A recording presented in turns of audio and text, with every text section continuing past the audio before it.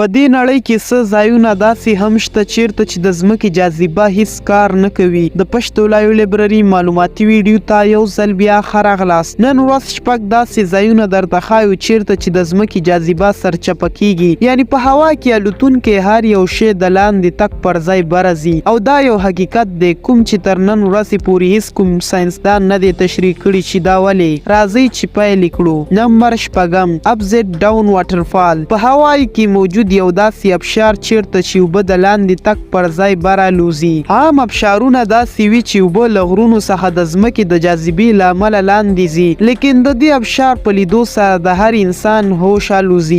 نمبر پنځم، مایستري سپورټ. په امریکا کې موجود سینټا کروس نومي ځای د څو شیانو له امله مشهور دی، لیکن دلته په مایستري سپورټ دننه چې کوم شی کیږي د هغې په لیدو سره یقین کول مشکل دي. په مایستري سپورټ کې داسې یو څه موجود دی چې په کوم ځای کې څوک ولاړ وي نو د ځان د توازن ساتلو لپاره دوی کاږه ولاړ وي، یعنی ولاړ کس ته داسې بریښي چې د هغې وزن یو طرف ته زیات دی.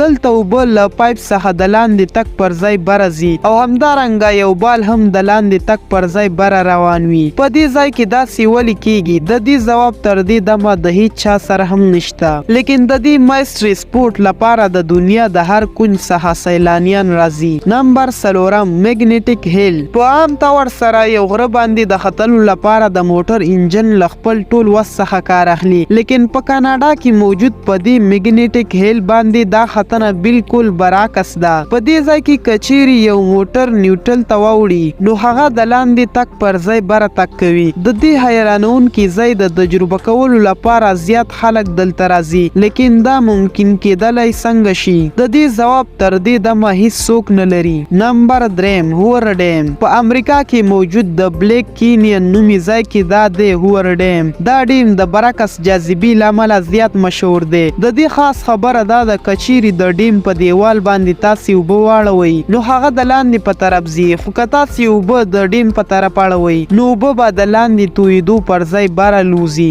دلته خلک په زیات تعداد سره راځي او په خپله دا حیرانونکې پیښه ازمایي. د ساینسدانانو باور دی چې د ډیم د شکل له امله په دې کې ویلکیوم جوړیږي چې د ځمکې ګریویټي دلته ختموي. نمبر دوهم، د اوریګن وورټکس. د امریکا د ګولډ هیل اریګان کې موجود دا ځای د ځمکې جاذبه نه مني. دلته موجود د هر یو شي ودرېدل سیده او عمودي ممکن کېدلی نشي. په عام طور سره دلته تګ هم داسې دی لکه په یو غره چې خیږي، او دلته هر شی د جاذبې د نړیوال قانون خلاف کار کوي. دلته د هر شي حرکت په لیدو سره د انسان یقین راتلل مشکل دي.